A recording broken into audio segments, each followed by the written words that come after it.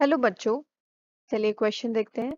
In an experiment, if we expose three watch glasses containing separately 1 ml each of acetone, ethyl alcohol, and water to atmosphere, and repeat the experiment with different volumes of the liquids in the warmer room, it is observed that in all such cases, the liquid eventually disappears and the time taken for complete evaporation depends on the nature of the liquid, the amount of the liquid, the temperature, all of these. Solve करते हैं इस question को। तो इसमें क्या बोला गया है कि हम एक एक्सपेरिमेंट कर रहे हैं। उस एक्सपेरिमेंट में क्या किया है, हमने थ्री डिफरेंट वॉच ग्लासेस लिए, right. Three different watch glasses जो लिए किसी उस सब में 1 ml एसीटोन लगा दिया, एक में 1 ml इथाइल अल्कोहल, एक में 1 ml वाटर, और इनको रख दिया इवेपोरेट होने के लिए। और सेम एक्सपेरिमेंट को हमने रिपीट किया अलग अलग वॉल्यूम के साथ, डिफरेंट टेम्परेचर रूम वाली। रूम जो है वो इस बार थोड़ा सा वार्म है, मतलब टेम्परेचर चेंज कर दिया हमने। तो क्या ऑब्जर्व किया कि जो लिक्विड डिसअपियर हो रहा है, यानी कि रेट ऑफ इवेपोरेशन जो है, time taken for complete evaporation depends on, के कौन से फैक्टर्स पे डिपेंड करता है। तो की कॉन्सेप्ट जो है, की कॉन्सेप्ट क्वेश्चन है ये लिक्विड वेपर इक्विलिब्रियम का। Liquid vapour equilibrium. Question liquid vapour equilibrium का है, बट हम यहाँ पर ये भी कह सकते हैं फैक्टर्स अफेक्टिंग इवेपोरेशन, राइट। यहाँ पर फैक्टर्स अफेक्टिंग इवेपोरेशन हम डिस्कस करेंगे। फैक्टर्स अफेक्टिंग इवेपोरेशन, तो वो चीज भी यहाँ पर आ गई है। चलिए सॉल्व करते हैं क्वेश्चन को। तो लिक्विड वेपर इक्विलिब्रियम में क्या हो रहा है यहाँ पे कि जो लिक्विड है वो वेपर में कन्वर्ट हो रहा है। मतलब अगर हम वाटर का ही एग्जांपल लें, तो वाटर H2O लिक्विड स्टेट में है, ये कन्वर्ट होगा किसमें, H2O वेपर में, वेपर, राइट। अब ये रिएक्शन रिवर्सिबल है, वेपर वापस से कंडेंस हो सकते हैं, तो ऊपर वाला जो प्रोसेस है फॉरवर्ड रिएक्शन है, इवेपोरेशन हो गया, और जो बैकवर्ड प्रोसेस है ये हो गया condensation. And when rate of evaporation, rate of evaporation is equals to rate of condensation, इस कंडीशन पे हम बोलते हैं दैट इक्विलिब्रियम स्टैब्लिश हो गया है। इक्विलिब्रियम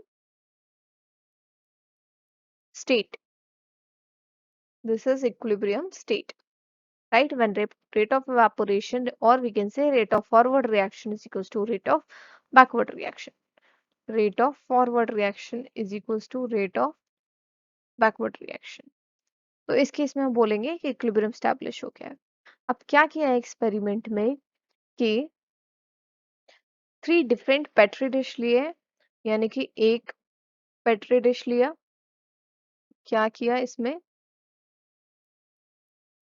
1 ml एसीटोन लगा दिया, एसीटोन, राइट। एक और पेट्री डिश लिया और इसमें इथाइल एल्कोहल, इथेनॉल, और एक और पेट्री डिश लिया और इसमें वाटर। तो ऐसे करके थ्री पेट्री डिश लिए, 1 ml इथेनॉल इस acetone, 1 ml ethanol and 1 ml water, और इवेपोरेट होने के लिए रख दिया। डिफरेंट वॉल्यूम, वॉल्यूम चेंज किया और रूम का टेम्परेचर भी चेंज किया और एक्सपेरिमेंट रिपीट किया। तो क्या देखने को मिला, that time taken, time taken for complete evaporation, for complete evaporation of liquid liquids depends upon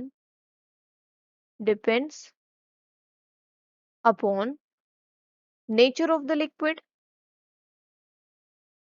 the nature of the liquid, nature of the liquid से क्या मतलब है कि इवेपोरेशन हो रहा है। इवेपोरेशन का मतलब लिक्विड जो है वेपर में कन्वर्ट हो रहा है, यानी कि जो लिक्विड के मॉलिक्यूल्स के बीच की इंटरेक्शंस है वो अगर स्ट्रॉन्ग होंगी तो वेपर में देर में कन्वर्ट होगा।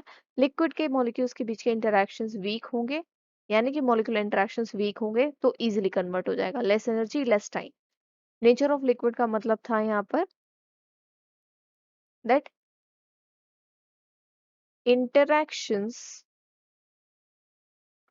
Interactions between molecules or simply molecular interactions, और we can say van der Waals forces between molecules। Strong है तो टाइम लगेगा, ज्यादा एनर्जी लगेगी, वीक है तो जल्दी हो जाएगा, कम एनर्जी लगेगी, राइट।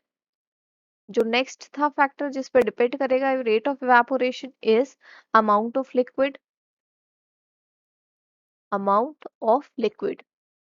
अगर आपने 1 ml ले रखा है वाटर, उसको इवेपोरेट होने में कम टाइम लगेगा। अगर आपने 10 ml ले रखा है, 100 ml ले रखा है तो उसको इवेपोरेट होने में ज्यादा टाइम लगेगा। तो amount of liquid and the temperature, temperature. सर्दियों में वाटर देर में इवेपोरेट होता है, गर्मी में धूप में रख दो बहुत जल्दी इवेपोरेट हो जाता है। तो obviously temperature plays important role, because ये क्या है, एनर्जी, एक तरीके से एनर्जी। अब इंटरैक्शंस को जब ओवरकम करना है, लिक्विड को वेपर में कन्वर्ट करना है तो एनर्जी ज्यादा देंगे तो इवेपोरेशन जल्दी होगा, एनर्जी कम देंगे तो इवेपोरेशन देर में होगा। तो ये तीनों ही फैक्टर जो है वो रेट ऑफ इवेपोरेशन पे को अफेक्ट करते हैं। तो all of these factors all of these factors affects rate of evaporation। अब एक चीज और है, क्योंकि ये सारे पेट्री डिश हमने, ये पेट्री डिश है, ये सारे पेट्री डिश हमने एक ओपन रूम में रख दिए थे, यानी कि सिस्टम कैसा है, open system, open system, system open है। तो ओपन सिस्टम में क्या होता है कि जो वाटर के मॉलिक्यूल जो इवेपोरेट हो रहे हैं वो पूरे रूम में फैल गए हैं। अब क्योंकि वो पूरे रूम में फैल गए हैं तो उनको वापस से कंडेंस करना और लिक्विड में कन्वर्ट करना इम्पॉसिबल है, यानी कि ओपन सिस्टम में जो ये इक्विलिब्रियम वाली कंडीशन आएगी, यानी कि ये रिवर्सिबल नहीं रहेगा। Reactions is not reversible, reaction is not reversible, क्योंकि मॉलिक्यूल जो है लिक्विड के वो वेपर में कन्वर्ट हो गए, एक लार्जर वॉल्यूम में डिस्पर्स हो गए हैं। तो रेट ऑफ इवेपोरेशन जो है हम कह सकते हैं, और we can say reaction is not reversible, और we can say rate of evaporation, अगर कंसिडर करें भी रिवर्सिबिलिटी तो rate of evaporation is much higher than higher than rate of condensation.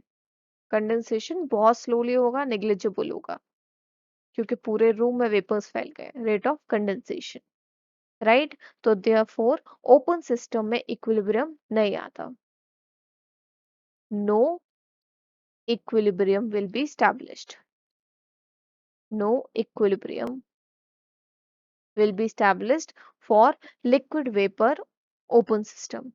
तो इस कंडीशन में क्या है कि ये जो एक्सपेरिमेंट हुआ है उसमें nature of liquid, amount of liquid और टेम्परेचर तीनों ही फैक्टर्स अफेक्ट करेंगे, और जो करेक्ट आंसर है वो हमारा ऑल ऑफ दीज होगा। So the correct answer to this question is all of these. I hope the solution is understandable. Thank you.